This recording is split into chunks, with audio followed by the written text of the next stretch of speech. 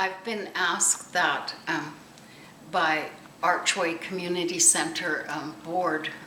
I consult with them, and they've asked, what can I do now? What can we do?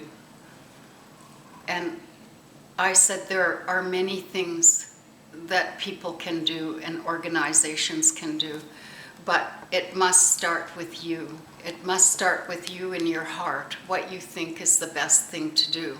When you see someone on the street and you used to think just, oh, a dirty old drunken Indian, what can you do now when you see that happening, if you do?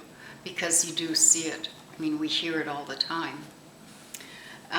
I say it starts with the individual, and it starts in your home, how you teach your children. What do you say to your children? Because those little babies are born pure without racism.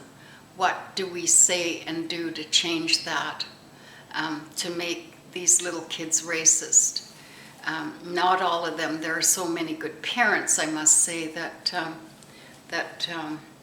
have their children mix with everybody and don't recognize that they're black or they're white or they're brown. It all begins with you and in your home. And I said to them, if it's an organization, then look at what your organization can do to work with First Nations people. Are there any working in your organization? Do you have any Native employees? Do you have Native programs? If not, get them. Because some organizations are huge. You don't see any Natives working in very many. You don't see many Native programs. I encourage that you do that if you are an organization and you can do something to expand embracing First Nations people, because we're all human. We all are born with good brains, good hearts. What happens from there determines our life out there.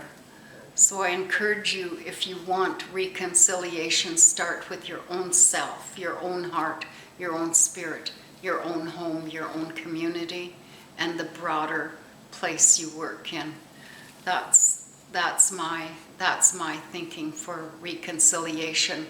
And I'm a teacher, so I really promote education in the schools, true First Nations history in the schools. And I must say here in the Fraser Valley, that is happening. It's really happening in a big way, and I'm very appreciative of that. They're using my book, they're using me to go into the schools and other elders. And I think that's wonderful. That's where we begin, with ourselves, with our children. We need to do that before we can really reconcile. That's reconciliation in motion when you begin doing that.